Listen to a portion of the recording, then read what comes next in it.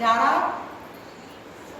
গোয়ালার থেকে দুধ নিয়ে আসে বা গোয়ালা যাদের বাড়িতে বাড়িতে দুধ পৌঁছে দেয়, সব বাড়িতে তো গরুর দুধ নেয় না, যারা নেয় অর্থাৎ যারা সেই জ্ঞানকে লাভ করতে চায়, আয়ত্ত করতে চায়, অর্জুন আর গাভী মানে গরুর দুধ কে খায়, মানে এখানে গাভীর সঙ্গে বাছুরের সঙ্গে কাকে তুলনা করা হয়েছে? অর্জুনকে।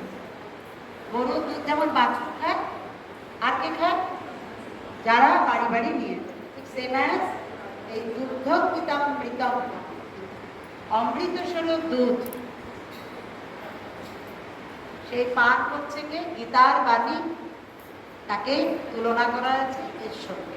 এটা পান করছে সুধী জনেরা এবং তৎসত্য অর্জুন, অর্জুনের মাধ্যমে আমরা পান করছি। তাই গীতায় ওটা অহংকার না, গীতাকে তোমাদের জীবনে উপলব্ধ করাতে হবে।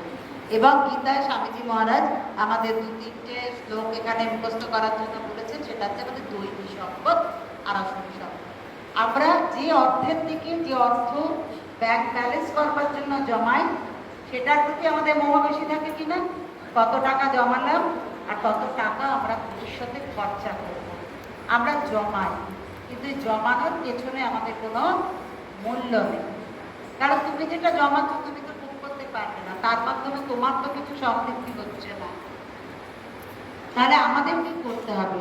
তাই জন্য আমাদের দেখো 16 অধ্যায়ে দৈবাসুর সম্পদ বিভাগ যুগে আমাদের দৈবী সম্পদ কোনগুলো আর আসুরি সম্পদ কোনগুলো তার ব্যাখ্যা দেওয়া হয়েছে। দৈবী সম্পদ, যে সম্পদ তুমি আয়ত্ত করতে পারবে, তোমার জীবনটা কি হবে? সুন্দর হয়ে উঠবে। তুমি সেই দৈবী সম্পদ আহরণ করবার জন্য যে পুরুষার্থ করবে, সেই পুরুষার্থ তোমাকে পরমার্থের দিকে ধীরে ধীরে এগিয়ে দিবে। তা আমি একবার একটা লাইন বলবো, তোমরাও আমার সাথে একটা করে লাইন করবে, তাহলেই মুখস্থ হয়ে যাবে। অনেকেরই মুখস্থ হয়। জ্ঞান যোগ ব্যবস্থা